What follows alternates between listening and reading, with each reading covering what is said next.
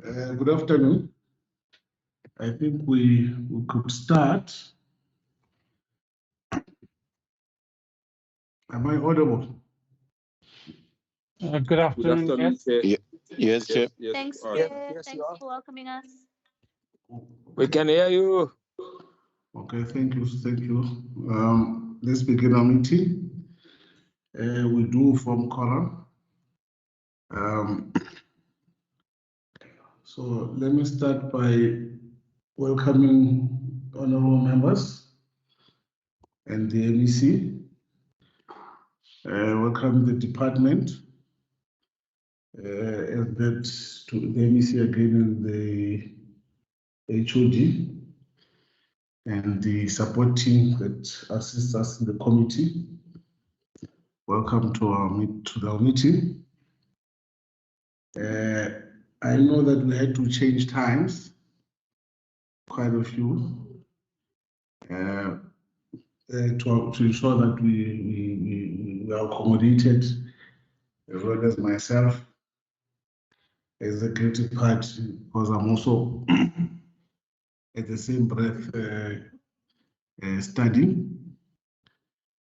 So, but nevertheless, welcome. I appreciate that at least we're all here on time. And this is what we call the Ramaphosa time, on time.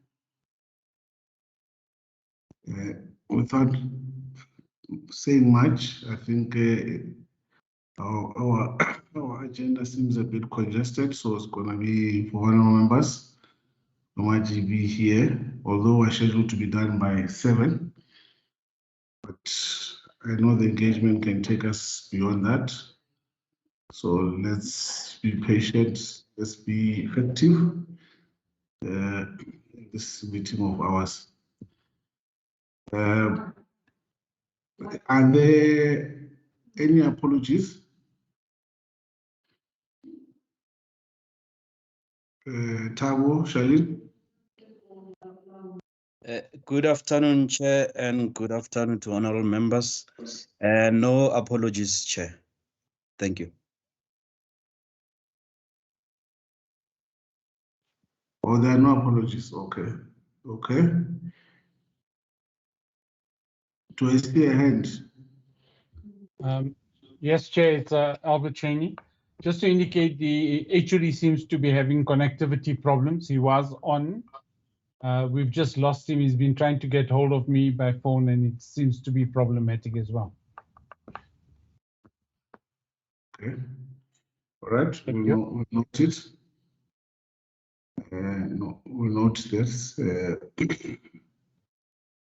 challenge, I mean, it generally is a big issue, this connectivity. Tao?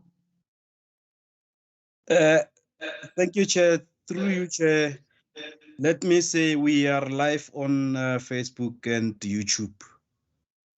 Thank you, Chair. Okay. No, thank you. At least our members are aware now, and the department, MEC, we're live. Ke tlo batho ba baswa tje ra kwishisha tje re tetse pele ko wena tje. Yeah, no. We must be on TV. Then Parliament, they don't have interesting committee meetings. They must come to our meetings.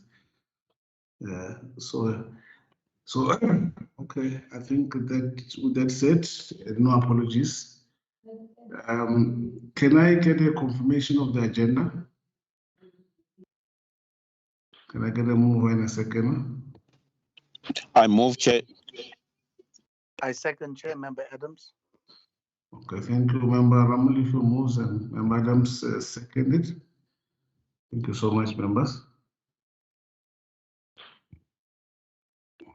Okay, we've got two sets of minutes.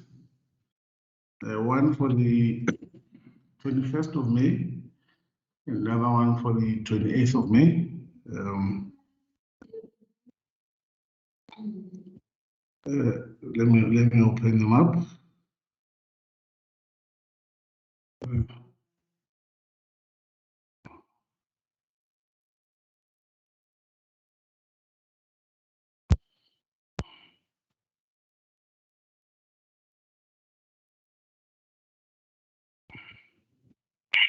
Chair. Yeah. Okay. Thank you. Okay, I think we have received the minutes. So we have went through them.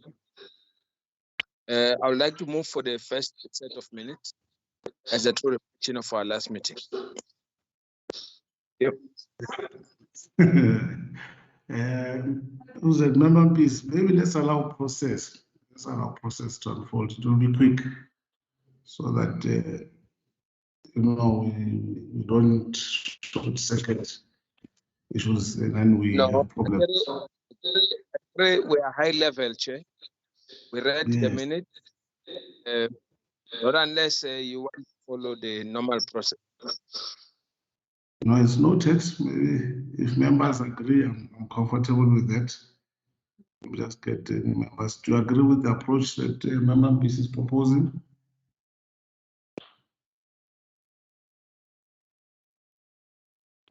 Member Hassan?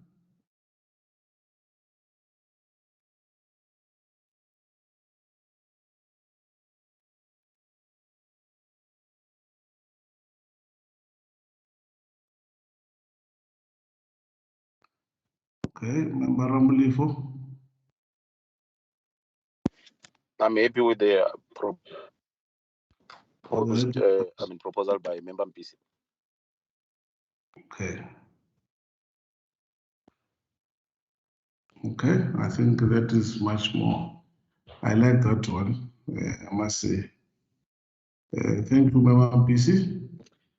I think those are the approach, the process, the procedure, the process that has been proposed by Member MPC is that because minutes have been circulated in advance, we should assume that you would have then gone through them. But then sticking to the agenda, are there any issues that you would have highlighted from the minutes?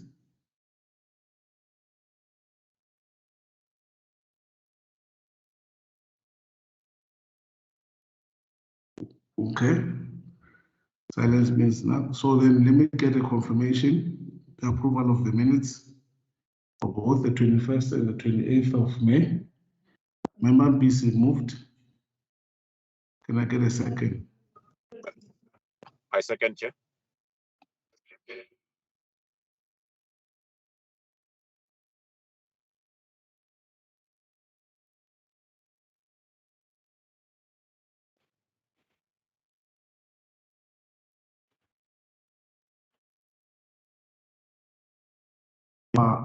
Sixth item of the agenda, the presentation by the department. There are actually three items that we want presentation. We requested them to present to us.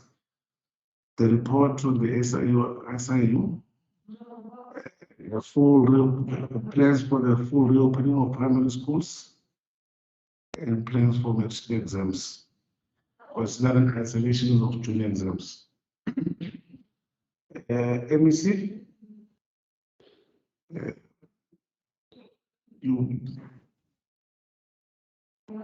the platform is yours. Thank you so much, Chair. Honorable Matome Chulwani, honorable members, administrative staff, and the leadership of the department. I know some of the senior managers of the department are going through load shedding, so they might be coming in and out. I think we've already extended the apology of the HOD. If he does join, he will continue with the task that we've assigned. Chair, thank you so much. There are almost 5 items that they've requested us to prepare for this engagement. I will ask Albert to lead on all those issues. I'll come at the end on the SIU one. That's the report that I will handle. And thereafter, you'll guide us if we'll take questions. I'm not sure, Chair, you want us to take each presentation or you want us to take all of them and then we can take questions. We are at ease with whatever option that we feel will suit the meeting and those that are following the meeting. But on all the issues, Chair, I'll just do an introductory remarks on all the items that have been identified for this meeting. The first one being the readiness to return of primary school learners. You are quite aware, Chair, we are on what we call a rotational basis. We met with the ABCs of other provinces and the minister, and we felt that pending the monitoring of the current third wave and adherence to the necessary health protocols, we are of the strong view that when learners are coming back for the third quarter, that we'll be in a position to accommodate all primary school learners. We've been hard at work as a department to prepare for that, and the officials are going to take you through that aspect as well. The other report that we really felt that we need to bring to attention, and I'm glad that you've asked us to present here, is the elimination of June examination. You will see from the report that we'll present, we are not eliminating the June exam per se. We're having just a special June examinations so that we can still ensure that our learners are not denied access to higher education institutions, but they can also utilize time to cover the syllabus. I think all of you are quite aware that the academic year this year started extremely late. We normally start around January. We started in February because of the pandemic, and therefore it has affected the school calendar. We really believe it's not going to disadvantage our learners, and then we'll be in a position to provide the necessary support mechanism that we're introducing. We've requested the report on the SIU, Chair. We'll give an update on where we are as a department on this matter. You will recall when this matter occupied the public space, we requested both the Auditor General, the Special Investigation Unit, as well as the Office of the Premier to assist us with the investigation. So we'll just give a brief update where we are and seek guidance from members of the committee. There's also reports, the quarterly reports or reports on youth sector, parliament, and other related matters that are on your agenda.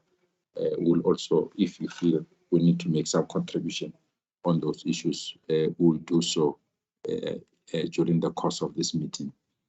With your permission, Chair, I'll ask DDG Albert, who's responsible for strategy and policy in the department, to lead us on the readiness for the return of primary school and all other items that will follow.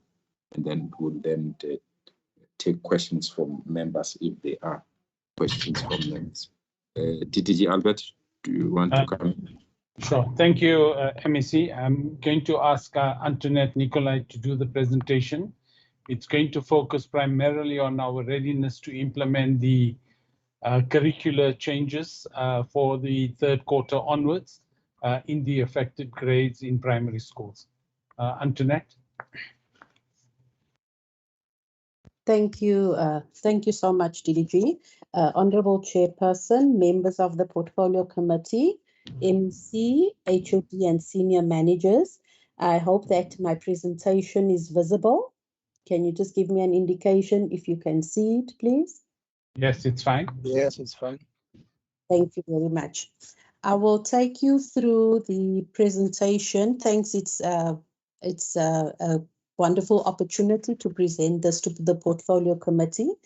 I will just give you an indication of the outline of the presentation. That is the outline that we are covering all of the components in the presentation, starting with the contextual analysis of from 2020. Then I will be talking about how we strengthened support during 2021. And then also we will be talking a little bit about the directions that were released by the Minister on the 28th of May, which is Gazette 44633. So I think the contextual analysis is as indicated on this first slide, and that slide really depicts the context under which we operated in 2020. And I think for most of 2021, we found ourselves operating under a similar context Then this slide just reminds us about the phasing in of the different grades last year. So we can all recall that the first term in the academic year was almost normal, with the exception of it was cut short by 2 days. But from the first initial hard lockdown, these are the dates when grades returned back to school. So we can see that most of the grades actually returned, besides grade 12 and grade 7 that returned earlier, and grade 12s that did not have rotation. But some grades like grades 5 and 8 actually only returned to school at the end of August. So we can clearly see that the learners lost many days in the academic year. In terms of this slide, we are just reminded that there were serious learning losses in 2020 in all subjects, in all grades, and we can see that the lower grades in particular lost almost 60% of the anticipated number of days of the academic year. And you would remember that even when learners returned to schools, they were following various timetabling modalities and rotational models. In terms of the international insights and some of the takeaways from there, I think some of the areas that we are talking around is, first of all, that from a purely social welfare perspective, the argument for returning to regular attendance is high. The World Health Organization indicates that we need to look at health-related harm of missing school, which can exceed infection risk associated with having schools open. And I think also what's important is the institute, the UNESCO Institute for Statistics indicates, and they use a factor of 2.0, which indicates that inflating school days lost to learning lost, you find that at least half a year of schooling lost can equate to a whole year of learning lost.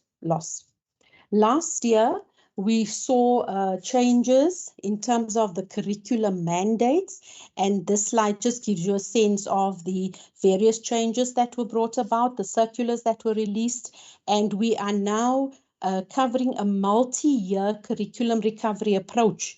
And it's sort of not going to happen in 1 year, but over a period of 3 years, and in some cases, it may even take longer to cover the losses that have been incurred.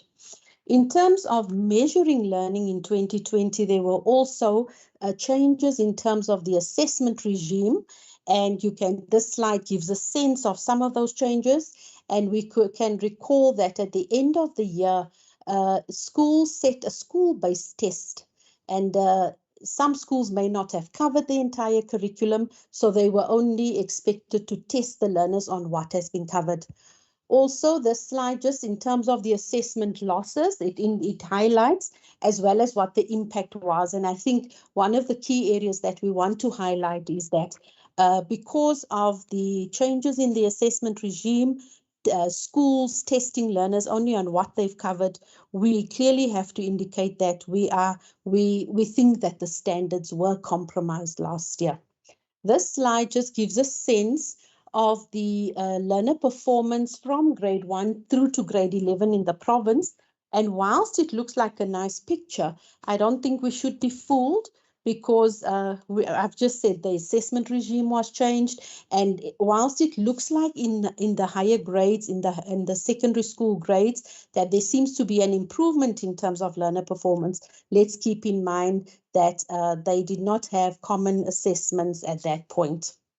So I think the next few slides just gives a sense to the committee in terms of the resources that we were able to provide last year to our schools and the support we were able to give our schools. That slide also continues in terms of the various modes of support that we were able to give and the resources. Then we give you a bit of detail in terms of the presentation for the various phases.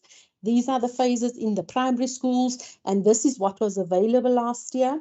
And then also the support from an assessment perspective.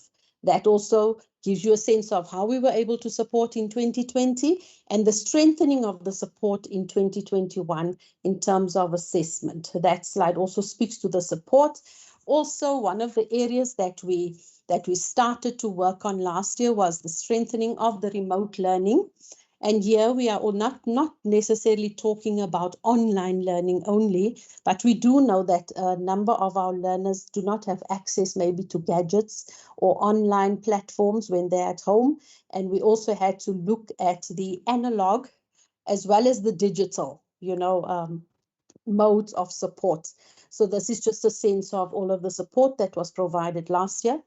We do know that the modality of timetabling that schools followed last year, there was a serious impact, because whether the school did an alternate day rotation or an alternate week rotation, learners were not receiving face-to-face tuition every day, and they did lose out on a number of days in the academic year. So also we do know this year too, schools continued on the rotational timetabling modes.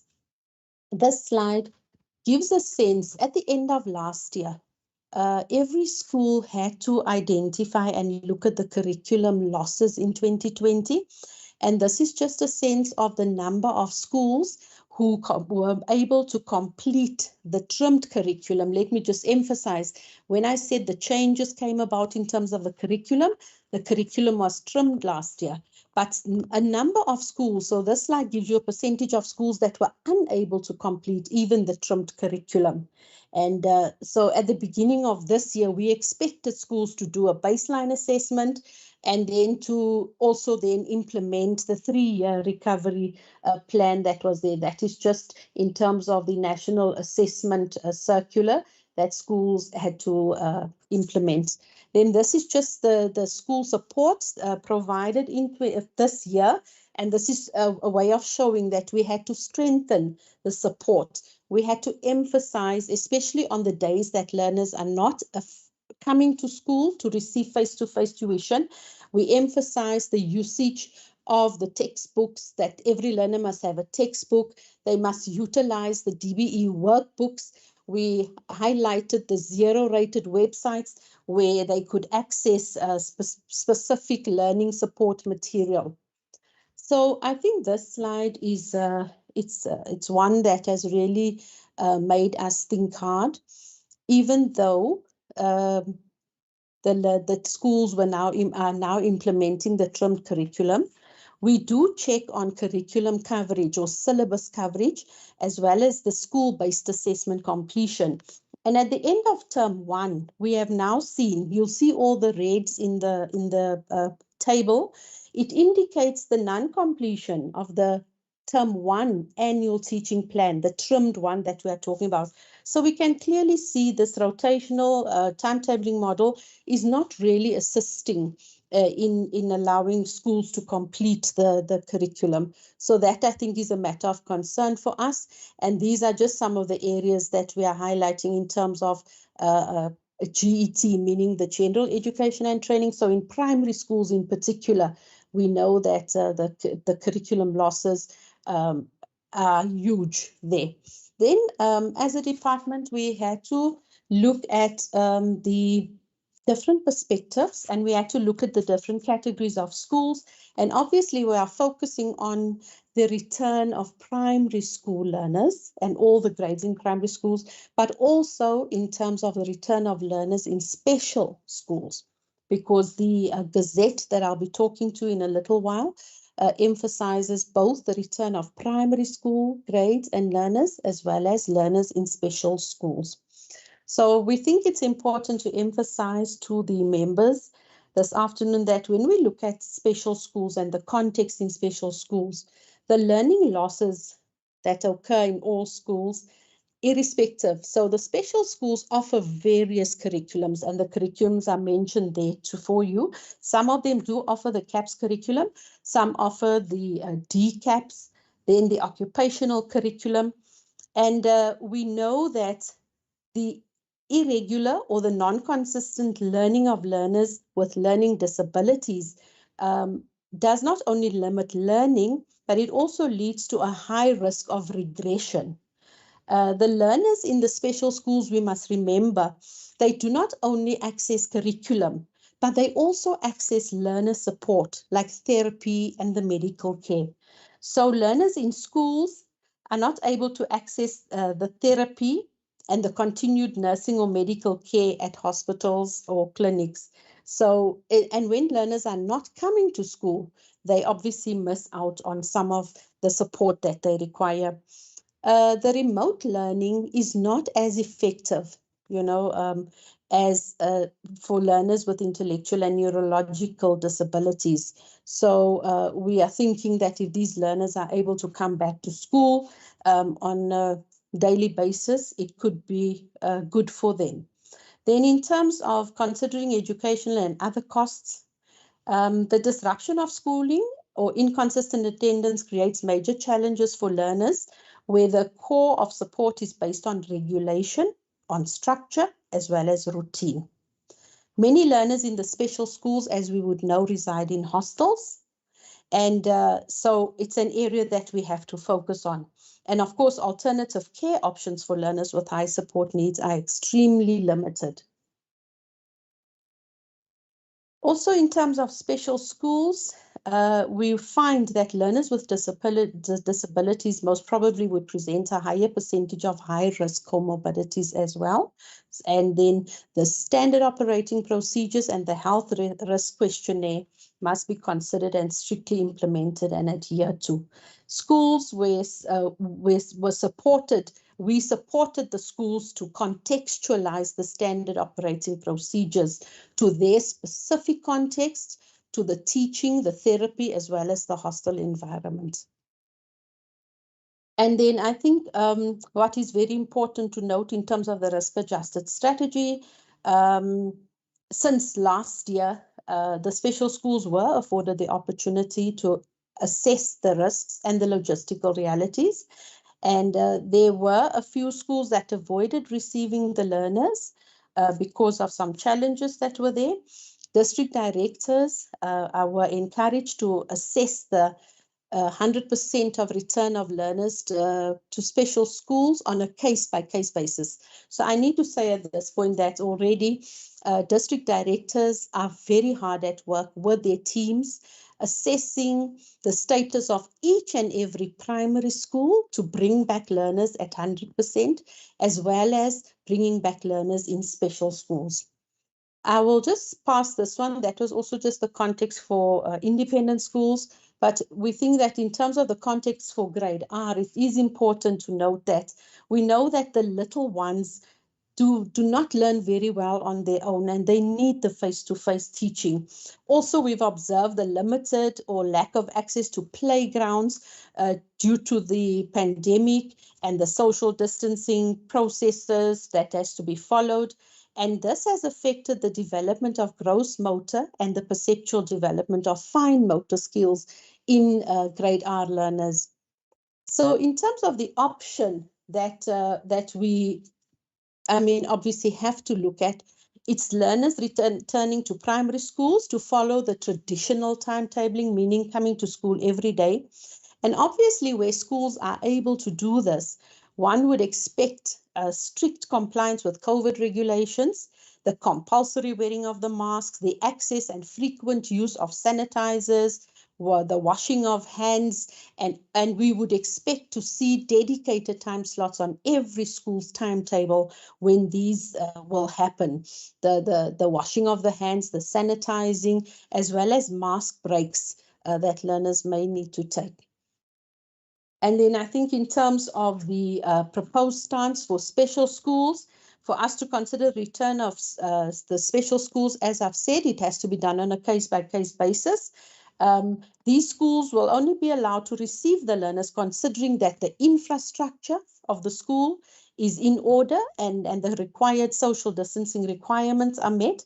Transport is another area that has to be adhered to and in order, as well as the hostel capacity in special schools in particular. And then obviously we would need to then provide, and this is what the districts and the teams supporting schools are already busy with, providing the support to parents and learners where schools may not be able to receive 100% of learners. And that would mean they may have to consider prioritizing certain critical grades or years, considering the respective curriculums, providing access to the remote learning packs, that will have the curriculum activities as well as therapeutic activities, parental guidelines and health guidelines. The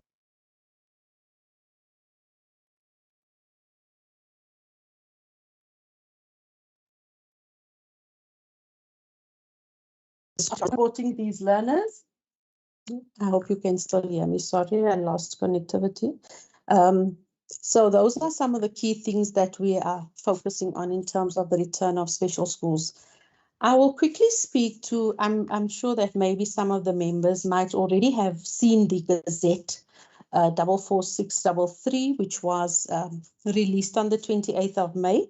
And it just guides us in terms of the return of learners to primary schools and learners with special education needs as well.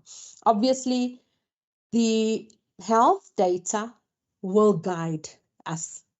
A risk-adjusted differentiated strategy, the approach to school attendance that's determined by the direction of the pandemic, that the area, the municipality, the province is taking would be something that we would have to consider. The Gazette also highlights issues around primary school learners that must return. That's all the learners from grade up to 7. And the date is at the beginning of the 3rd term, as MEC had indicated. And obviously, they can only return provided that the risk-adjusted differentiated strategy is implemented. So we must keep that in our minds. Same with the learners in special education, with special education needs. Here, there is an expectation that all the learners in special schools grade up to 12 must return, but obviously only provided that the risk-adjusted differentiated strategy is implemented. Then further, in terms of the Gazette, obviously I've touched on the issues of the hostels that would have to comply with the safety measures. Teaching and learning may be conducted outside the confines of the classroom. Schools must ensure that they utilize all the available rooms and spaces at the schools. And just to say that district directors have been very hard at work already. They have looked at all of their primary schools already and identified some challenges that might be there. It is then our duty to see how we can support these schools to be ready to bring back all learners at the beginning of the 3rd term. But also what's important, there's a date there of the 30th of June. Should a school not be ready to return, the school would have to write through the district office to the head of department to provide reasons for them not being able to adhere to the traditional timetabling model. And of course, the department would have to respond to those schools in writing. So these are all the directives in this Gazette is very clear, and we've already started to work in terms of it. And of course, the Gazette also touches on issues of cluster outbreaks and guides us in terms of how to deal with it. And it is our duty as the department to keep and maintain a register of schools that have been unable to return to the traditional timetabling model, and the reasons must be there. The Gazette also touches on the sports and the extracurricular activities. As a department, we then identified clear process indicators towards readiness for the 26th of July. And these are just those activities that we are working on, the mediation of the Gazette, the business processes towards readiness, the line of sight of support processes, the dashboards that will be in place, and the differentiated resource packages.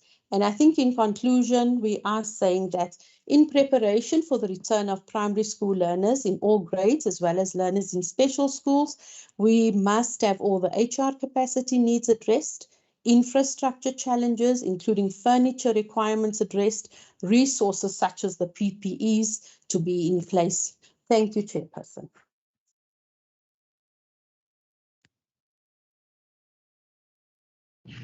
Thank you, Ms. Nicolai.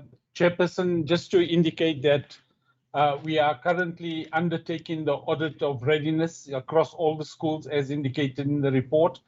And I think as soon as we've completed that, I think we would come back to the committee with the status and readiness of individual schools across the province. I'd like to now ask for Jonathan Williams, the Director in Assessment, to deal with the second presentation on the June exams. Thank you so much, DDG. Good afternoon, Honorable Chairperson of the Portfolio Committee, members of the Portfolio Committee, MEC, and HOD, as well as the management of the GDE. My presentation is going to focus on the readiness or the grade 12 examination in the light of the withdrawal of the June examination. So what you will see is that, let me just put it on a slideshow quickly. So what you will see in the presentation is that we will basically deal with the grade 12 within the context of assessment in general. So it's the overall assessment framework and the assessment regime. I will now, just to look at where we are at the moment, you will see that there was a pronouncement by the DBE that the June examinations will be scrapped and replaced with control tests in June. And this pronouncement was followed by the policy guidelines indicating how the school-based assessment or school-based test should be set and moderated. Now, one of the reasons for the cancellation of the June exam was to make available more time for teaching and consolidation of skills, knowledge, not completed in grade 11. As you would know, the current grade 12s were very hard hit because of the lockdown last year. They were in grade 11 and they lost out a lot of the grade 11 teaching. So to catch up with that, the June exam was then cancelled to give them more time to prepare and focus on the end of the year examination. So I'm just going to move. I think what is very important for us is to note that the educational imperative is to get learners who can think critically and creatively and use evidence to support their solutions to complex problems and communicate clearly. This still remains a huge imperative. Then the assessment imperative, how do we know that learners are on track to achieve this goal without compromising the quality of teaching and the content that needs to be covered in order to prepare them for a life after grade 12 and tertiary education. So I'm just going to skip this particular slide. But I think what is very important to note is the next slide, that teaching, learning, and assessment are integrated processes. You know, you start teaching, you assess, and then the process too is a to and froing process because you need to ensure that you consolidate the processes. And assessment basically is to confirm learning. It is to diagnose, to improve learning. It's for certification purposes, set standards, and monitor trends. So there's been a shift in assessment practices globally over the last few years, maybe a decade or so. And we're moving from testing to alternative assessment, from a more paper-based and pencil assessment to performance assessment. The focus from summative to formative assessment, as we've seen that there was quite an obsession with summative assessment in the form of tests and examinations. And we're also moving from outcomes only to processes and outcomes, and then isolated facts to application of knowledge, decontextualized tasks to contextualized tasks. For those of the colleagues who were in the ministers' meeting today, they presented a very good slide on the E cubed, which was about education, the economy, and entrepreneurship. So we're moving towards ensuring that learners have the necessary skills to cope in the world of work. And then you'll see there's a movement from assessment of learning, which is summative assessment, to more assessment for learning, which lends itself to formative assessment. So I think what is very just important is that assessment can be categorized into two components, which is a formative component and a summative component, as I've just indicated. Then assessment of learning, just to give you a broad context of that, is just how much have learners learned at a particular point in time. So you want to summatively assess what the learners have achieved up to a point. So for example, the June exam, the September exam, and the end of the year. whilst assessment for learning focuses more on the processes of learning. Is how can we use assessment to help learners learn more? So it's about what can learners do with what they have learned, is more the assessment for learning principle. Then within the South African assessment landscape, there's basically three components. We have examination, school-based assessment, and then the systemic assessment. And we know all of the parts of those three components. So what is the current assessment regime? We have in the FET, we have the NSC examination. There's an SBA component, which consists of oral assessment and practical assessment tasks. Then there's your everyday informal assessment. Then we have common assessments in grade 10 and 11. And in the GET, we have SBA exams. And I think Acting Chief Director Antoinette indicated that now in terms of the different components of the assessment in the GET band. Then also we all know by now that we have quite a huge examination-driven system, which then means that we are neglecting formative assessment. And even when we have provided teachers with more formative modalities of assessment, teachers tend to want to go back to what is familiar, and that is testing and examination. The assessment also is more, we need to focus more on the skills relating performance-based assessment, because that is what is currently lacking. And then there's also a lack of integrated framework for technology assessment, given the fact that we have now introduced quite a number of technology subjects in the FET band.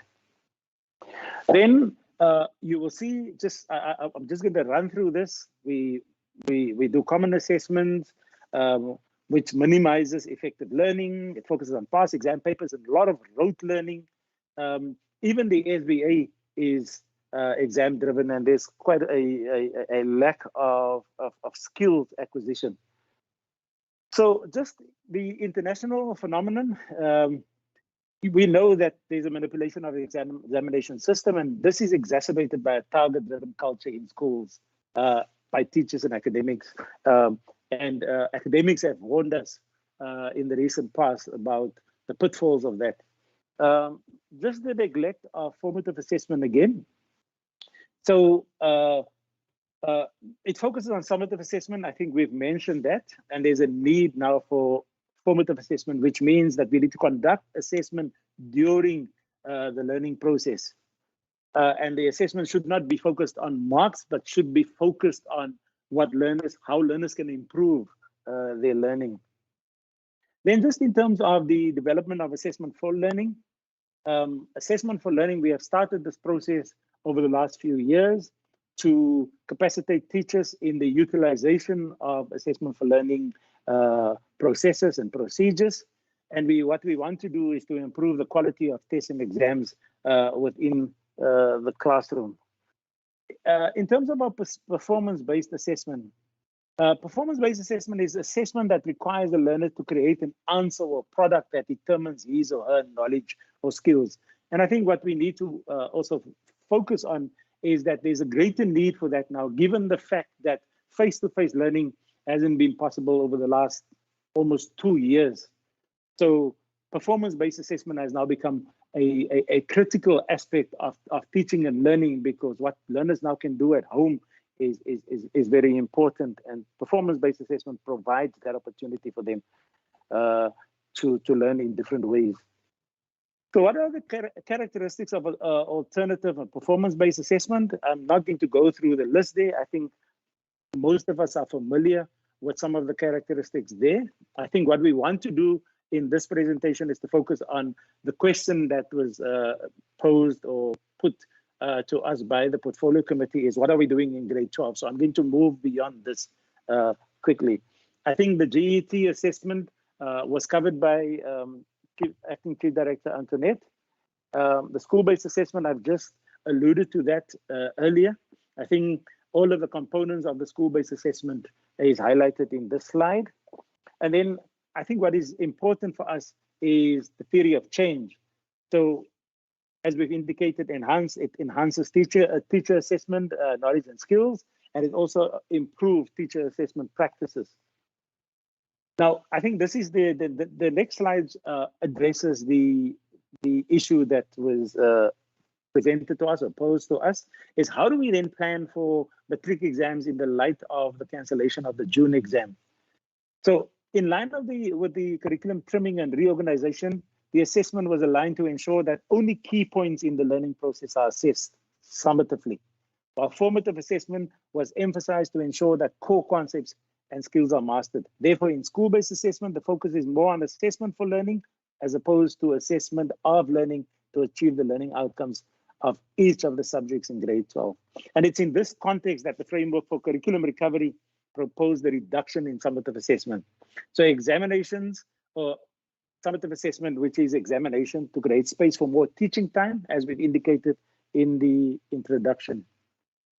So we've also embarked on an online assessment process in preparation for the examination. So what we have done, we have digitized a lot of our assessments. We've put it on the e-platforms. We've distributed and uploaded assessment resources to all the schools, and we've also made it available where schools do not have access to internet or the internet connectivity is weak. We've provided them with cards that you could you put all the content on, and the schools can then utilize that SD cards for that matter. So just again, the subjects that we are focusing on in the item development are the subjects indicated on the slides at the moment. These are our high risk, high enrollment subjects, and these are quite important, because if the learners don't perform in these areas, what we usually find is that these are the areas that will then bring down the performance of the province and also of schools in general. Just again to speak to you about the digitized online material, we have, as I've indicated, we've digitized assessment material for ease of access by learners and teachers. 68,000 learners are currently registered on the e-platform, and 50 teachers were trained per region to ensure that they understand the utilization of the platform, and that can also be then relayed to the learners. Acting Chief Director Antoinette spoke about Circular 1 of 2021, and the circular speaks about the support that is continuously provided to school to ensure that all summative assessment tasks are preceded by formative assessment. And I think I have spoken about the importance of formative assessment.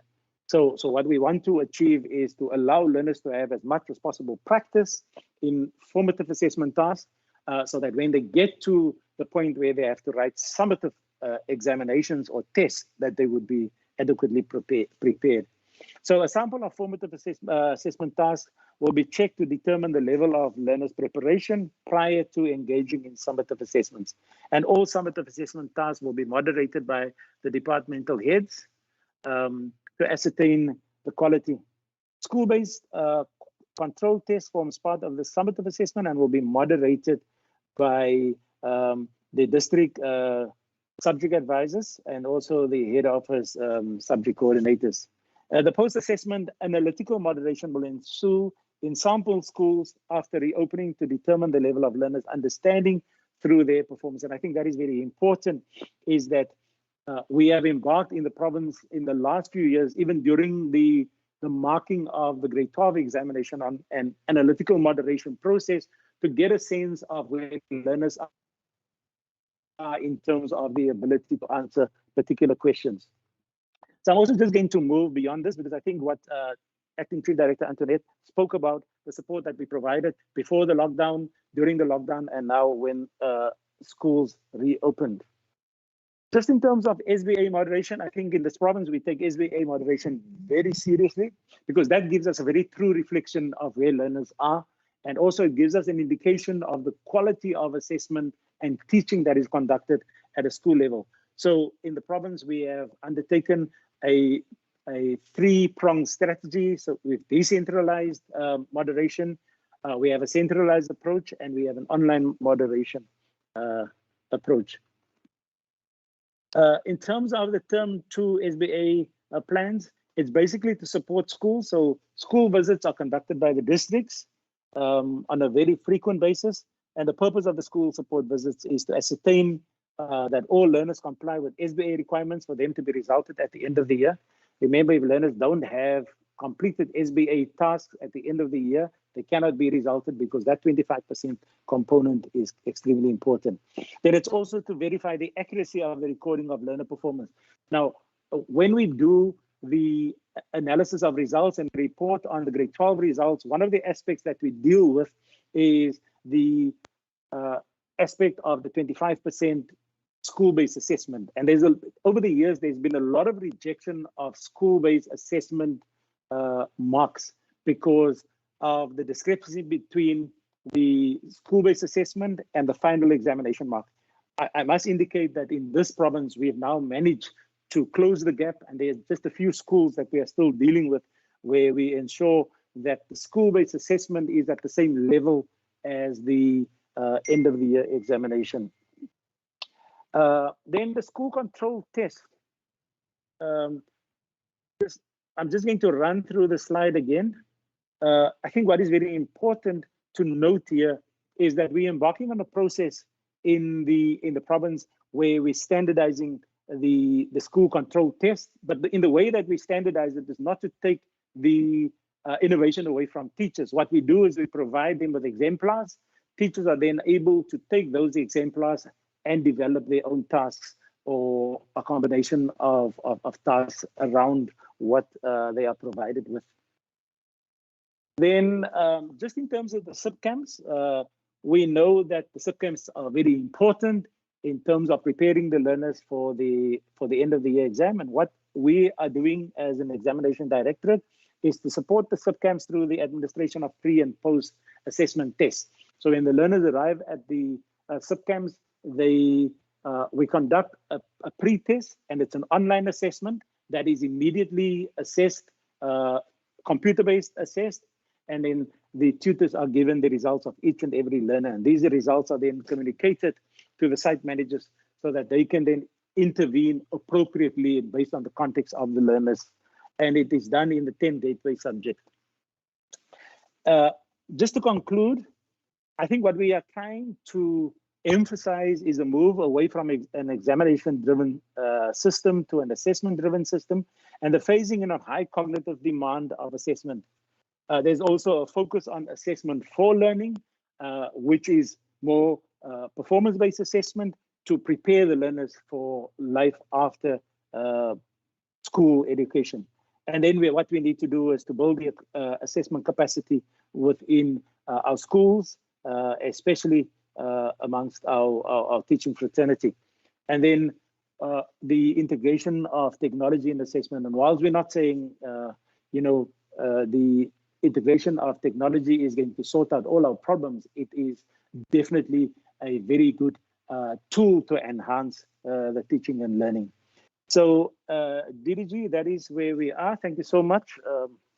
That's the end of my presentation. Thank you. The third presentation, Chair, I will do myself. It's a very short report.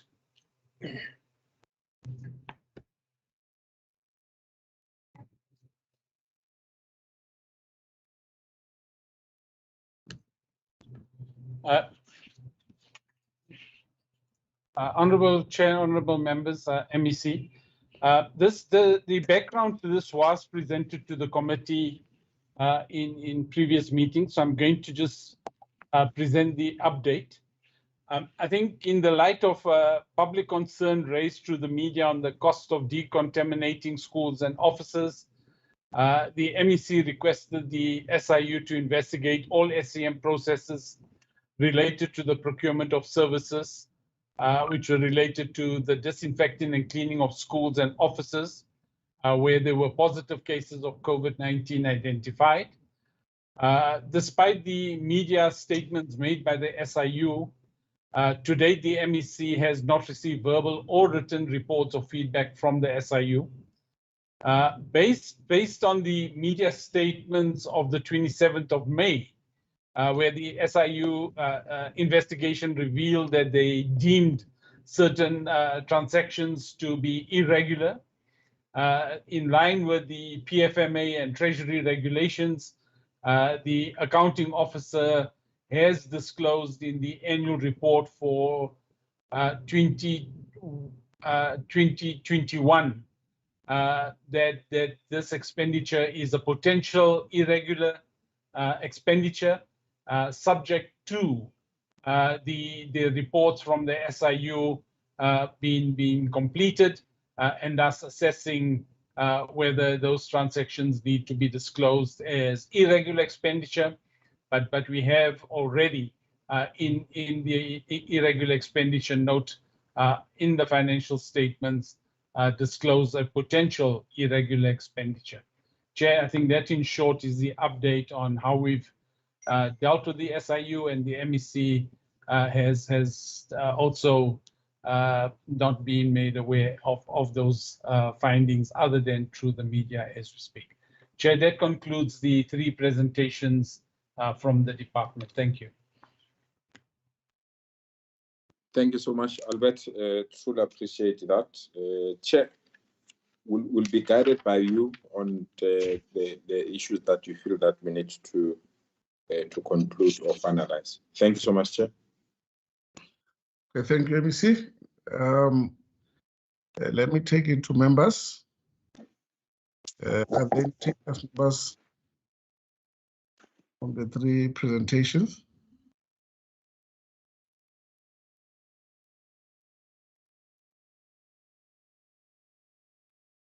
Okay, I see member Dos Santos. I see member Ramlifa. I see member Alberts. Okay, I see member Makubela. Okay, in that order, member Dos Santos, you can start. Okay, thank you. Sorry, I just, in case I didn't read the presentation properly, or even when it was read through to us, with regards to presentation 2, the formative assessments, is it correct that they will be doing formative assessments, but they won't count for any marks? Is that correct?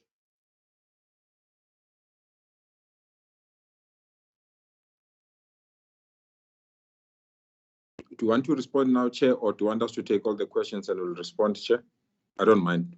Sorry, it's just like if I can get a yes or no, because then I'll have a follow-up if it's a no, especially.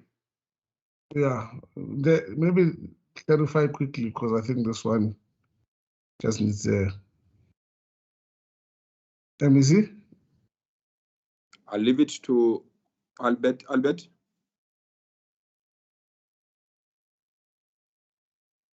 Chair, just to indicate that there would be sufficient assessment tasks conducted throughout the year that will constitute the school-based assessment mark.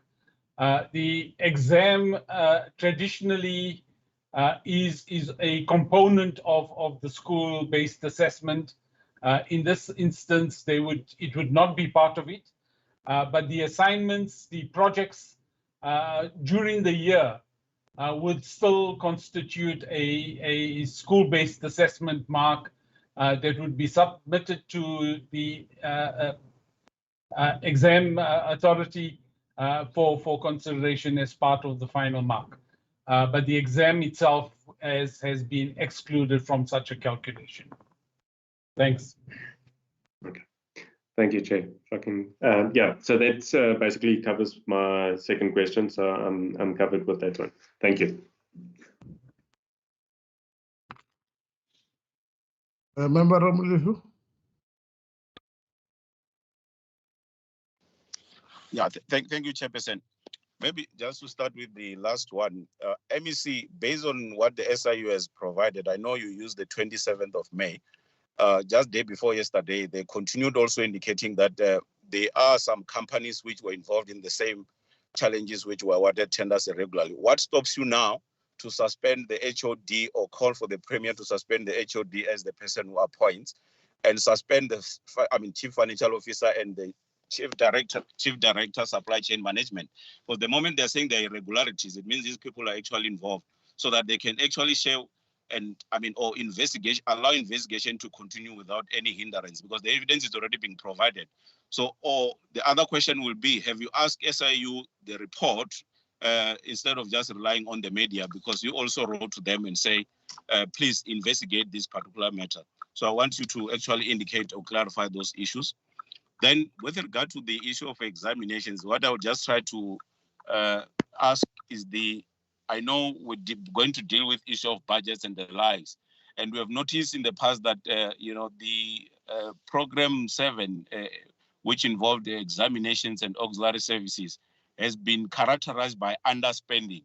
I'm not sure whether there's any thought which has been put in place now that you then reassign budget. Possibly it has to be done when we do the adjustment budget, so that this budget which will get allocated is not going to be underspent and returned back to Treasury. Rather, the budget can be reallocated or possibly be purposed, like focusing on eradicating asbestos rather than returning the money back. So I just want to understand with the cancellation of exam, because there's a budget aspect which then gets attached to it. Then regarding the return of other grades, I just want to establish, because last time we also asked to say, do you have a procedure or standard procedure in terms of dealing with cases which are reported? Because we've been noticing the number of cases now emerging, and many schools seems not to be sure of what needs to be done. I just want to get an idea of, is that being developed so that come when we've got all learners coming back for primary school, schools are not really unsure of what needs to be done. And the standard procedure is applicable across the board, not based on whether the principal is using his or her own instincts to whether to shut down the school or to sanitize. So I just want to understand when it comes to those matters. Thank you, Chair. Thank you, Mama Ramlif. Member Alberts. Thank you, Chair. And thank you for the department officials for this very thorough presentation. I really appreciate it. I know it's difficult with all of the power cuts that we have at the moment to get things going and to keep them going. Just two questions, Chair, and the one relates to schooling in general and COVID-19. And I might have missed it in the presentation, but I would just like to have the broad policy position of the department with regard to further waves of COVID-19 and the closure of schools or not. Parents are very difficult. You get parents who say, no, the school must remain open, things must go ahead as normal. And then you have other parents who say they are scared to send their children to school. But what is the position of the department regarding further waves? Because we have seen here the really detrimental effect it has on children psychologically as well when they don't go to school and they fall behind in their schoolwork. Is there a plan to just continue going through with protocols in place, or would there be a situation where you would be actually closing schools again in total or partially? So that's my first question. The second question just relates to the SIU investigation. I understand that the MEC hasn't had the opportunity to read the report, so we cannot really ask many questions of him regarding that matter. But I would like to know from the MEC, what does he envisage would be the process going forward once he has had sight of the reports and people are implicated in various ways? What is the process that he will follow to make sure that those people are held to account, first of all, and secondly, the systems are fixed wherever systems may be, where there might be certain systemic problems, so that this doesn't happen again in future and we don't lose public funds like this. Thank you very much.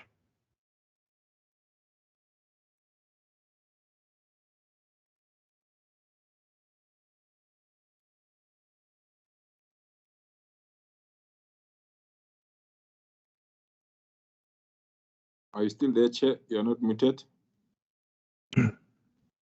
Chair, we don't hear you.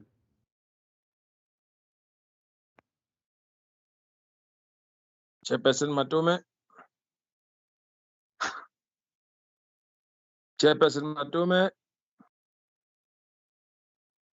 We can continue. Comrade Joe, your hand is up. You can speak.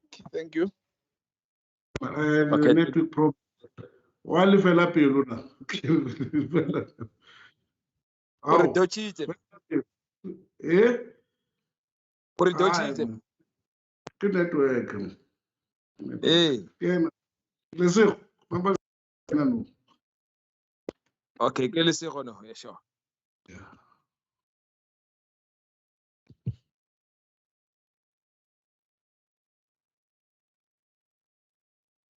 Is it myself, Chair? Yeah, no, thank you very much. Hey, we are struggling because we are using our mobile phones because of load shedding. My laptop the battery just died. But thank you very much. It's very good to see member Albert in the meeting. I think the last time I saw him was before COVID. I think it was before even hard lockdown. It's very good to see him attending the meeting today. And I think firstly, Excuse maybe me, Chair. I've been attending most meetings. There's only a few I haven't attended, so I don't think Mr. Makubele has his facts straight. He must just look at the minutes of the meetings, please. And please talk to the issues at hand and leave your private comments to yourself. Thank you very much. I think you're attending meetings of other committees, Honorable Adams. But thank you very much. Adams, not Adams, I believe. Yeah, no, but thank you very much. I think firstly, let's welcome the reports from the department. And it warms one's heart to know that given the challenges and development relating to the pandemic, there is a plan in the department to also ensure that we insulate our children from, as well as teachers and stakeholders in the educational sector. We insulate them from the invisible enemy, and that we keep on adjusting plans as developments continue to present themselves. I think it's extremely actually encouraging to see that. It's also extremely encouraging to note most of the improvements, which I think because of time, I don't want to go into them into detail.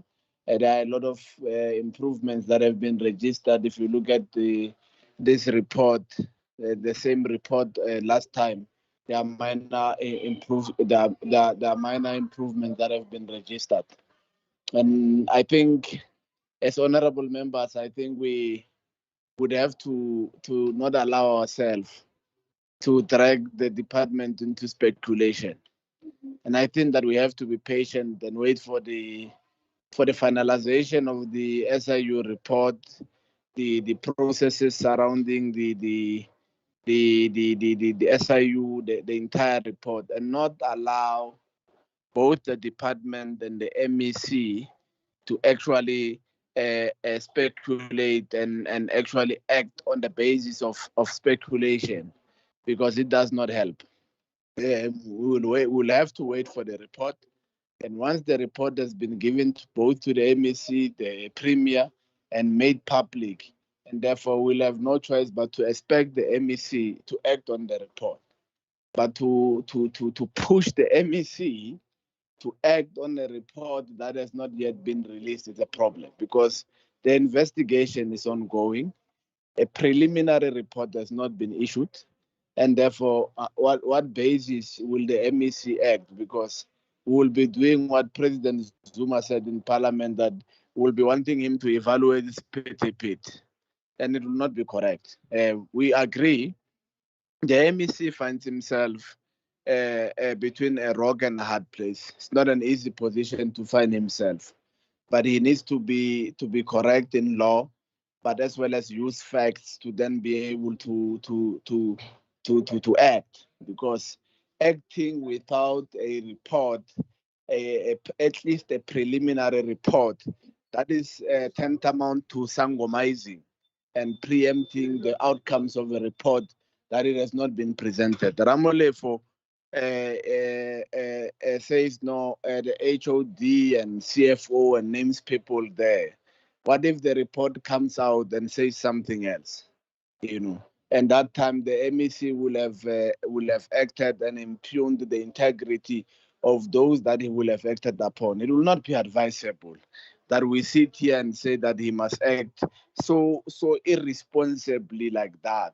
It doesn't happen. I mean, and we will encourage the MEC to ask the Premier that this particular report is expedited and that we are served with a preliminary report, which that preliminary report can be used as a basis to actually act and insulate the department against those who have put their fingers in the cookie jar.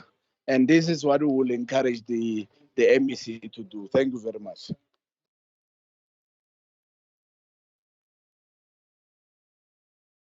Thank you, Member Makubela. Member Adams?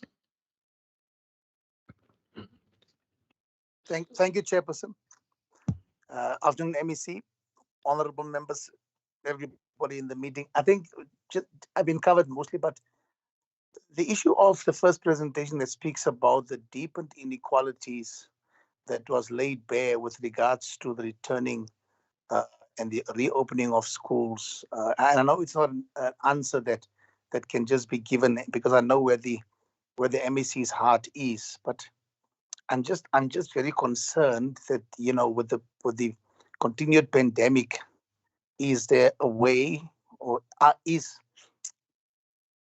we catching up in terms of the children that are really lagging behind with regards to them coming and getting to the same par as the other schools? Because that deepened inequality for me is the major challenge that we have, and maybe all of us need to really do something so drastically, because it's really, you know, great matter of concern for me, for where we sit at the moment. And if the pandemic continues, it just keeps on allowing those children who find it very difficult to catch up to get on par. So I don't know if that question can be answered. And the second thing, Chairperson, is the issue of the SIU report. And I want to agree with Member Makubela. For me, for where I sit, I think it's important that the processes must take its course. And in terms of getting the full report, then one is able to allow the executive then to make decisions, informed decisions, because one doesn't want to have litigation again. We're finding ourselves constantly, embroiled in litigation and counter litigation. So my take would be, let us wait for the SIU report, let it come out, and then decisions can be made, and this thing can be cleaned up completely, and we can start with a new slate. Thank you, Chairperson. Thank you, Member Adams. Okay. Member PC? Thank you so much, Honorable Chair. And good afternoon to colleagues and MEC and the team. Chair, on the first report, I'm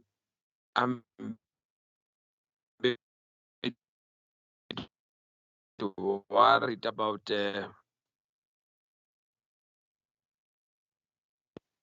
on the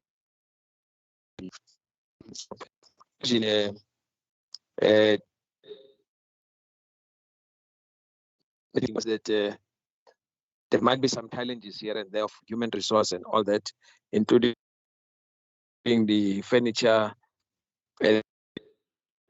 Now, my concern here is based on that, because if you take special schools are different from our normal schools, and you don't want a mistake when you say that these children must return to school and the department is not well prepared. Looking at the situation that we have faced with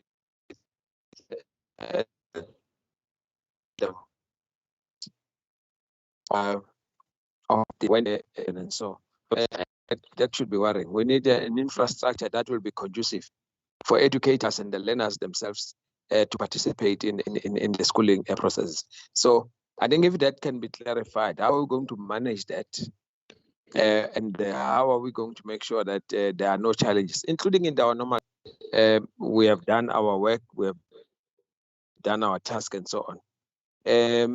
On the issue of the exams, I think I welcome the issue of the assessment rather process than the exam system process, because the assessment process, we have seen that in Singapore it is working, where you move away from exams and into assessment, but it will require a lot of work going forward. I think maybe the department will also take us into confidence. How are we going to realize that? Because we know the adult schooling, for those that are writing exams in June and so on, may be affected by the process now. And how are they going to assist them to make sure that these things are done properly?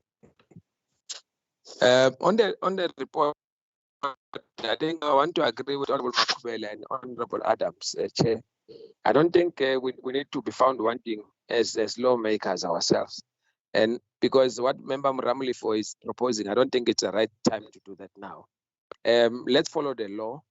Let's make sure that we don't put the department into undue pressure, because the MEC hasn't received the report. Let's allow that to happen. When that happens, I think the MEC, as he always does, he will come back to us as a committee and say to us, this is the report that is out, and this is what we think I'm going to deal with the report as the MEC. So that way, Chair, it will give us a proper ammunition and allow the MEC to act against those that will be found on the wrong side of the law in the department. For now, I don't think we need to unnecessarily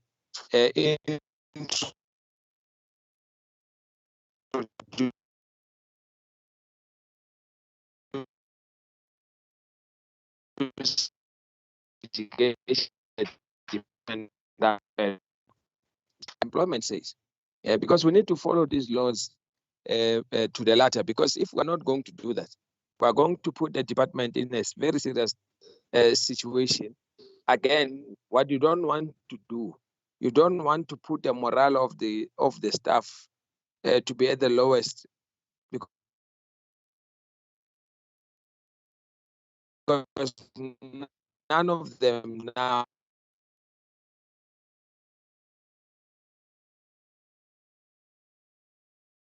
who is in that report. But what does the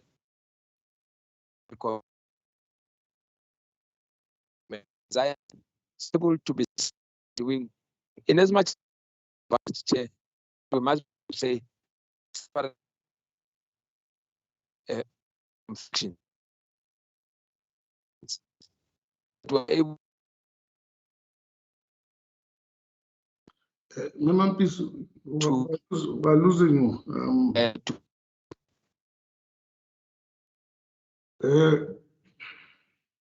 Braju, we're losing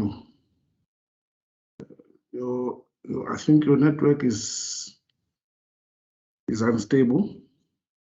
Hello.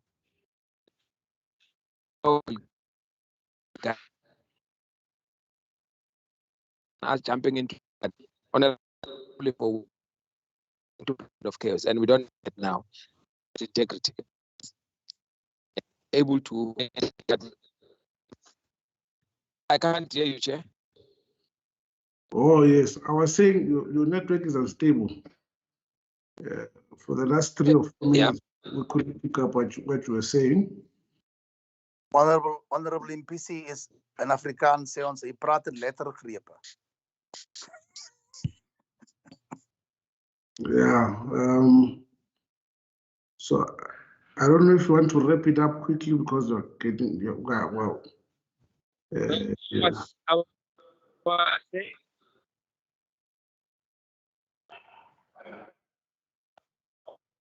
Was just no, I'm saying the MC can act. And let's follow the law. Let us not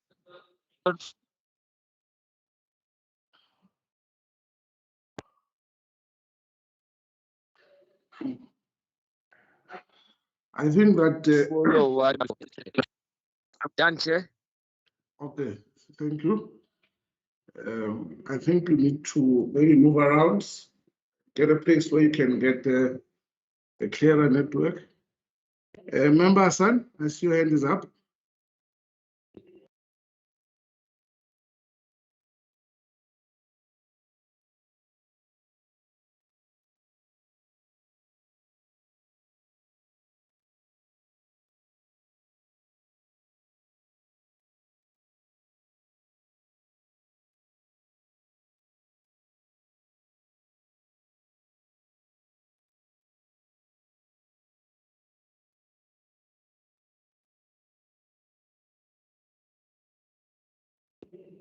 We can't hear you, Member Hassan.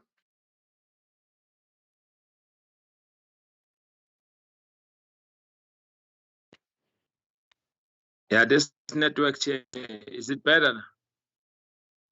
Yeah, now we can hear you now, but Member Hassan, we can't hear you. I think and she has unmuted her mic. I can see that. But yeah, okay. I think okay, we'll just okay. Thank you, all members. I think Member Hassan has got a problem with connectivity. When she comes back, I will definitely maybe give her an opportunity if the department is still here. I think firstly, let me start by saying I think she's connecting by the boyfriend's place. Sorry.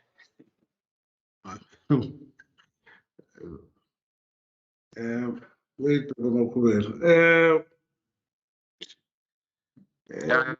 let me start. We've got Member Mpapa, Deputy Chair of Chairs here. Order. Okay, it's fine, members. I said we've got Member Mpapa here, Deputy Chair of Chairs. I forgot I should have introduced him earlier so that we note his presence. I think members have covered mostly what needs to be said. Firstly, is the support for the school-based assessment. I think it's a good move. It does help a lot.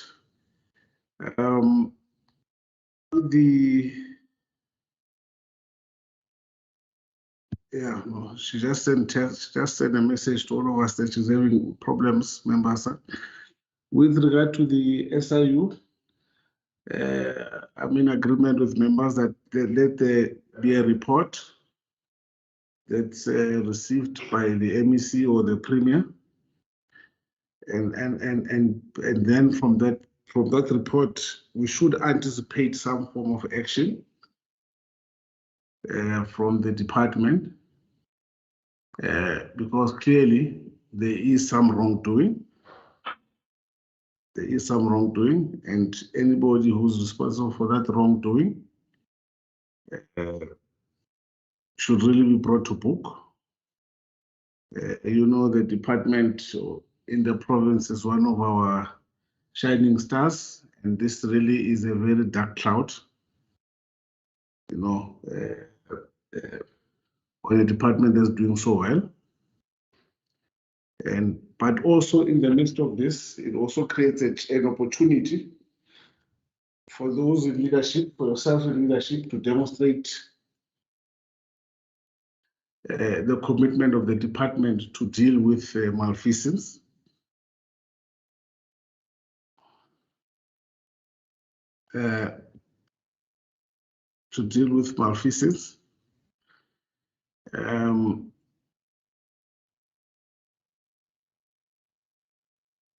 So with this is an opportunity, as I'm saying. Member Sad keeps on sending texts, messages, so I was reading it. I'll read it for her on her behalf. So yeah, as I said, it really is an opportunity for the department to also show and demonstrate its commitment to fighting corruption in any form, And I really hope that this process should be brought to book quickly as possible, because we can't have this permanent dark cloud hanging over the head of the department like it is now.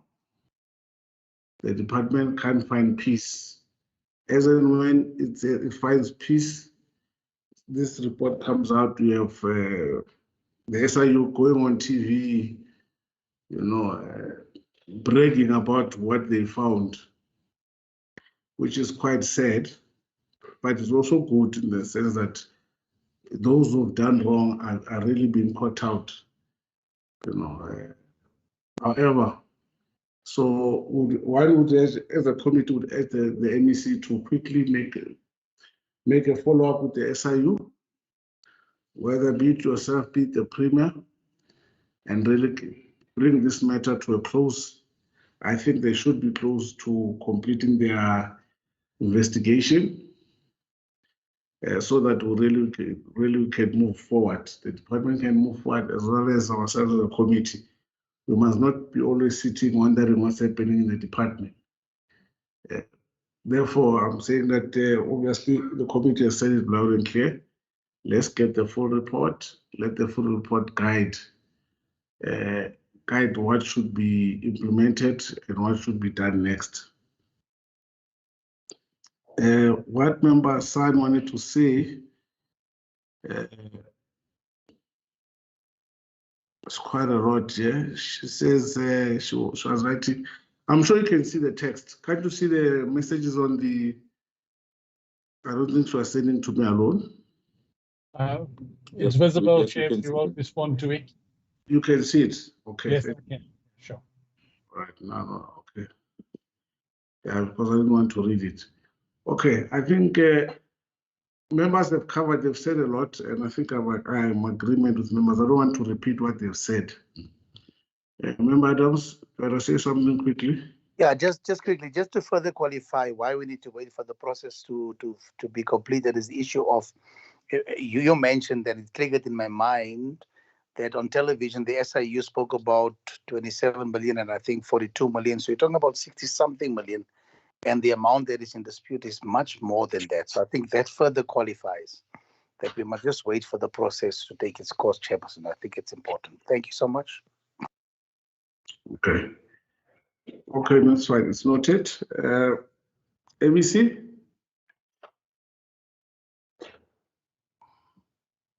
Thank you so much, Chair. I'm in the middle of load shedding as well, so if something happens to me, I'll ask Albert Chani the TDG to continue if there are areas that I may have not covered by the time load shedding is hampering my inputs. Let me firstly start by appreciating the guidance and the inputs provided by members. We truly appreciate that. I think it gives us an idea on how to handle other issues. We always emphasize the point that members of this committee serve as an indicator on whether things are moving properly or not, and where normally they're not moving properly, we get guidance from you. And for that, I remain indebted to you, and I want to thank you from the bottom of my heart.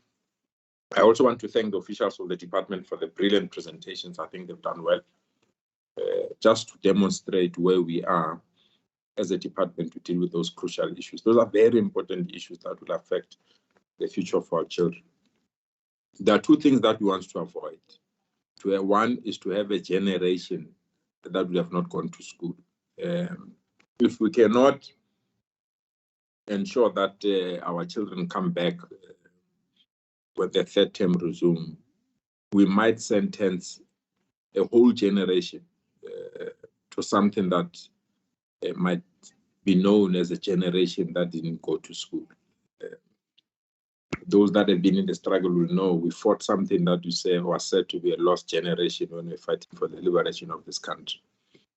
We don't want people to come with a new term and say we've got a generation that have not gone to school. So I honestly appreciate the guidance and the input by members that it's very, very important that these children come back and they continue so that they can come up. We'll put the necessary support, and thanks,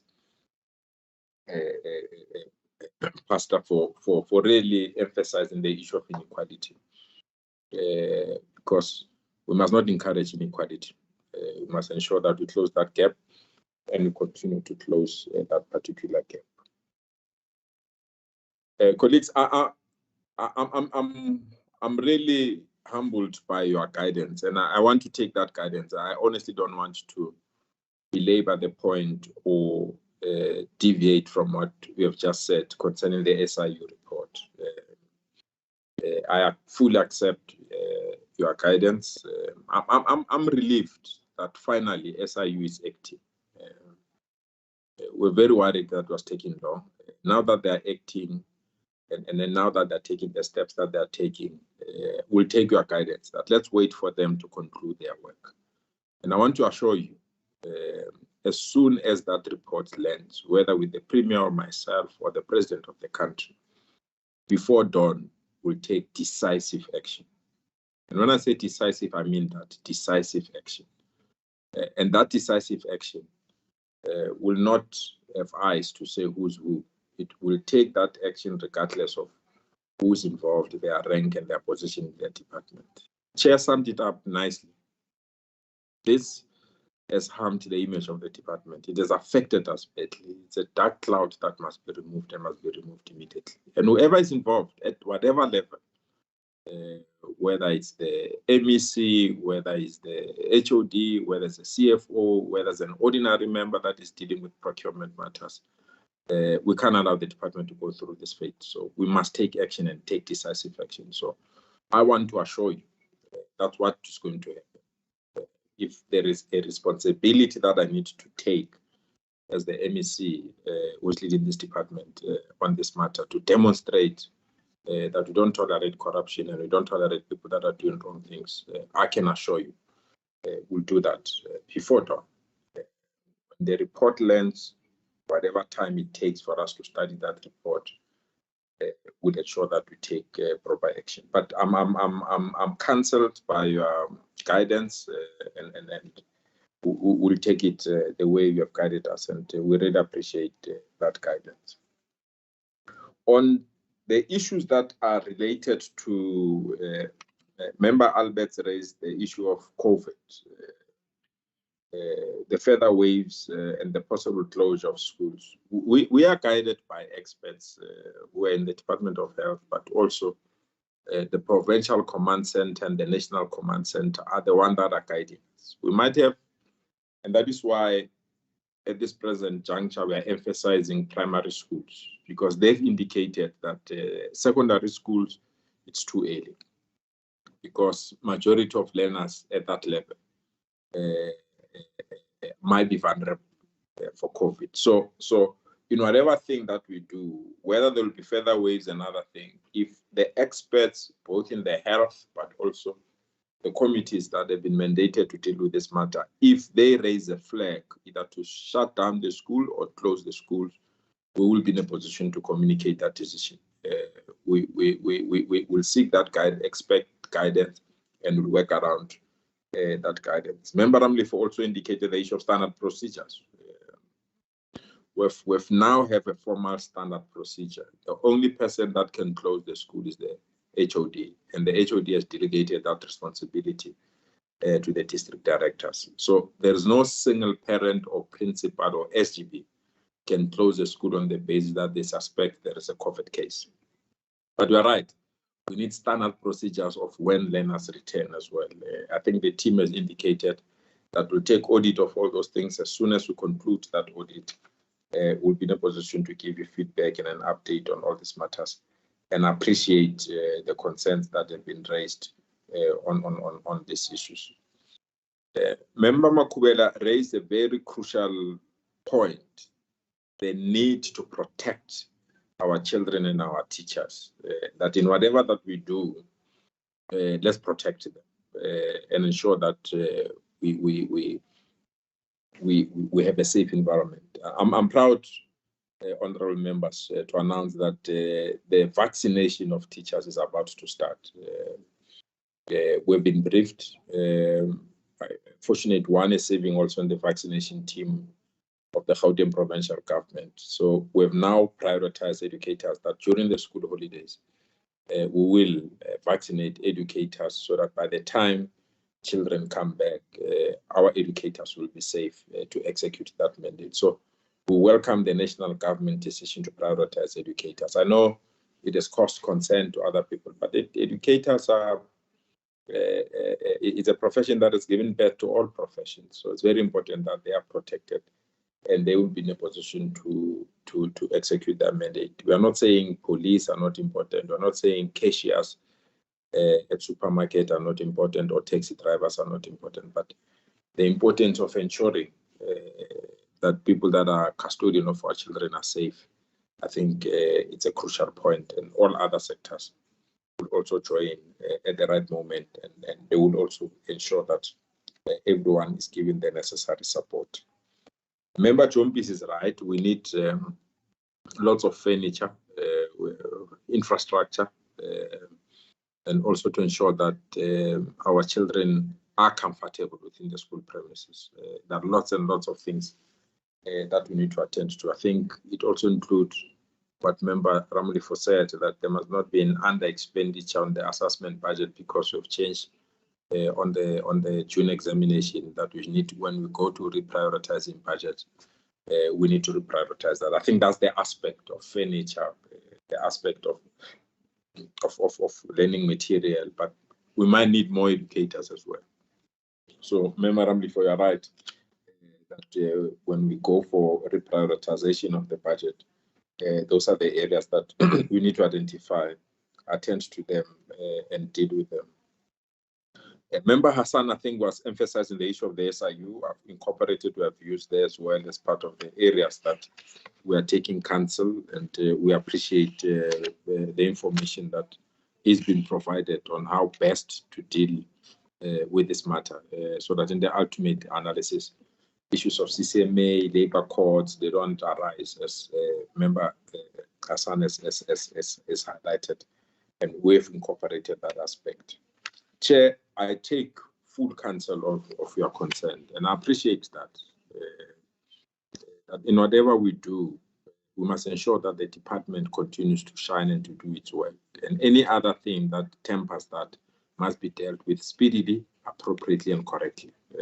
And I really appreciate your leadership on that aspect, and I'll keep you posted and updated on development, so that when we need to convene this meeting on an urgent basis, because we've finalized all these processes, we'll be in a position to do so. Once more, thank you so much for your guidance on all the issues that have been raised. I've noted all of them, and we'll incorporate those views as we move forward to attend to the majority of the issues of the department. If there are other points that I've missed, Albert and the team, kindly feel free to fill them up and clarify them. Thank you so much, Chair.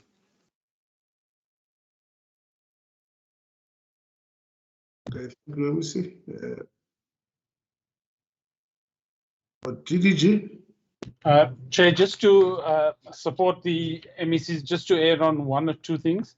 One is that in respect of the guidance to school, we are currently developing a revised circular that will go out to support the enforcement of the directives and directions in respect to the management of COVID during the third wave, and that circular will be issued by the end of this week or early next week. And then I think in response to Member MPC's issue about the overall readiness in terms of the elements, in that particular regard, we're going through the same checklist that we followed when we reopened schools in May, June last year. And we check in everything from infrastructure to furniture, including water and sanitation. And I think in the opening or closing of the first presentation, I indicated that we will come back with that report, as that is the assessment that is currently being undertaken as we speak right now. Thank you, Chair, and I think that covers all the issues. Thank you. I think that brings us to the part where we engage the department. Sorry, yeah. I put my hand up. Okay. Yeah, maybe I want to do a follow-up on, especially on the, SIU matter, because there seems to be a misunderstanding of what needs to be done or what needs to be followed based on some of the members' comments, because whatever I'm proposing or suggesting is not something which is not based on Labor Relations Act. I'm saying based on Section 186 of the Labor Relations Act, an employee can be suspended. Suspending someone doesn't necessarily mean the person is already been found guilty. You want to allow the process to unfold where if you furthering investigation, you are doing so, then based on whatever findings are, you then institute disciplinary measures. So when we call about, suspending the officials involved, is based on the information we already had that there is irregular expenditure. And I'm from a point of view looking at the previous irregular expenditure cited from the department, like you recall the nutrition, tender, which, even the report which we have been asking, which we could not even get access to. There's no one who has ever been punished for it. And I'm just concerned that this might be another case where it just declared as irregular expenditure so that it will just be part of the annual report, but then there's no any actions being taken. So that's why I'm raising this matter to say, MEC, you are empowered if you want to follow the Section 186 of Labor Relations Act. But one will also advise you to look at the department's legal department to say what you do in this type of instances. Because, this continues to dent the image, and it's like you are not doing anything. We're just watching. I'm of the view that the agent actions needs to be taken, and that has to be done within the law. So it's not something which we're advising you to do outside of the law. So I'm referring to Labor Relations Act of our own country, which needs to guide us in terms of taking any actions. Thank you, Chair. Okay, thank you. Chair. No, I can see your hands, Member PC and Member Chairperson. Yeah, what about Thanks very much. Member PC? No, let us not follow what on is trying to do. I think the summary is correct. Chairperson. We've got is the assurance from the MEC that they will act. The other moment Chairperson, we can't hear Member PC, so it's not audible. We don't even hear what he's saying. Only have a speculation about what is captured in the media. We do not have a report.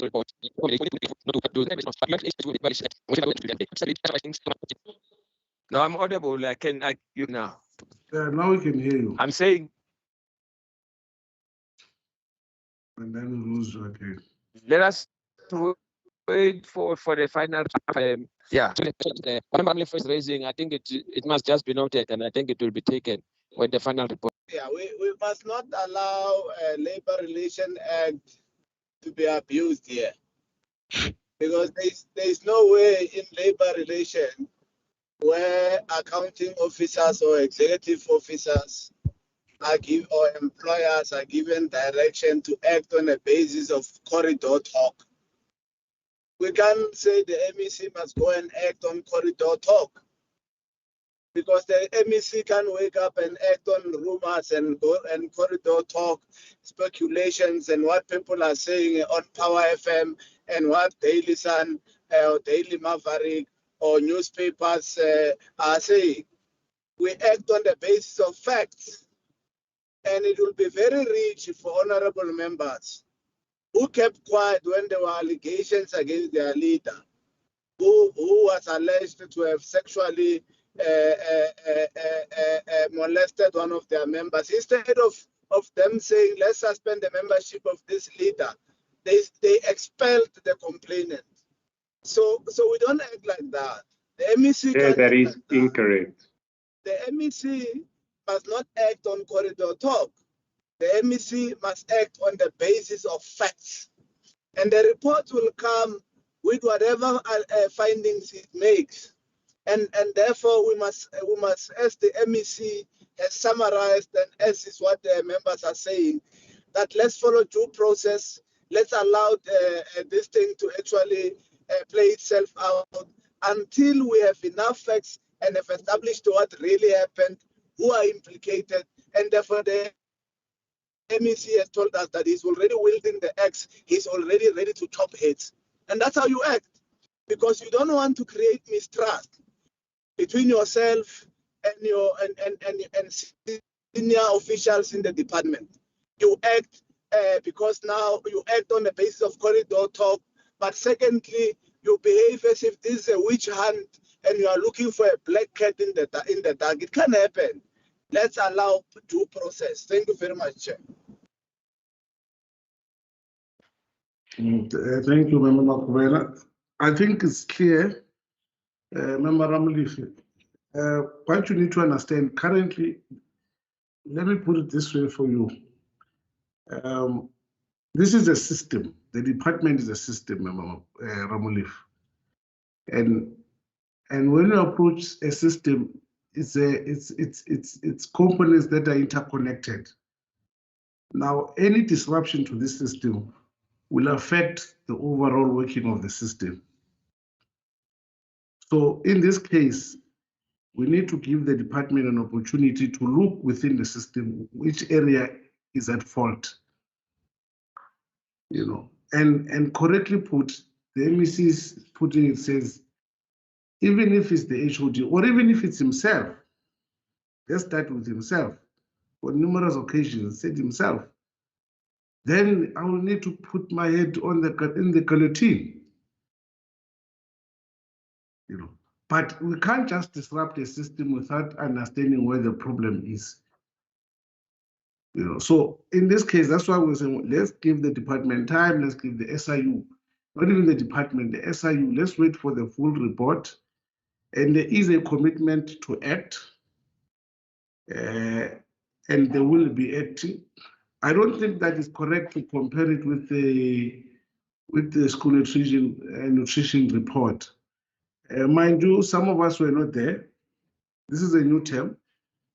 We're not saying we're ignoring what has been happening in previous terms, but where we are now, I don't think something like that will go, if it did go, you know. But also, anyway, that report was clarified. So there were some action taken taken as well. But now here we are, we're dealing with this one, and I say let's wait for the SIU, let it come back, let it guide what should happen next. Rest assured, I think all of us here were committed to fighting corruption. You know, we're committed to ensure that any form of corruption where it raises its head, you know, we treat it like a skunk it deserves. That includes the committee, including the department itself. So rest assured and relax. I think I know that there's an element of impatience, but you know, patience is virtue. So just give this opportunity time. It will be concluded at some point. In fact, we've urged the MEC that he must then write to SIU to say, look, give me a report, because already we are speaking to the public. You know, the SIU is speaking to the public, but it's not speaking to the MEC or the Premier at least. You know, but let there be a report that goes to Gauteng provincial government. So I think this should assist us, Maramlif. With that said, I think this brings an end to our engagement with the department. The next item is we're supposed to get the deputy chair of chairs. I don't know if Honorable Papa, you'd want the department to be in, because there is a space in the program for the MEC. Or Honorable Papa? Yeah, we are very flexible. If they're available, that will be a great it will be an advantage. Okay, yeah. In fact, I'm available, Chair. I can release the officials if they are not, but I'm available. I can be part of the discussion, Chair, if you don't mind. I don't mind. No, thank you. I think the department officials can be released. The MEC will remain. Thank you so much for taking us into confidence. Thank you, Chair, and good night to everyone. Thank you, Chair. Thank you, Honorable Chair. Thank you, Thanks, Chairperson and members. members. Thank you, Chair. Thank you, Chair. Thank you, Chairperson.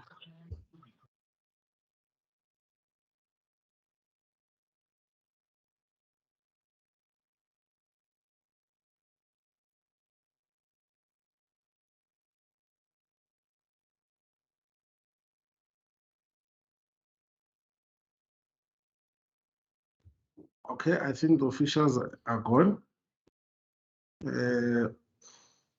Deputy Chair of Chairs, it's your space now, so the opportunity to brief us about the Youth Parliament, which is scheduled for tomorrow.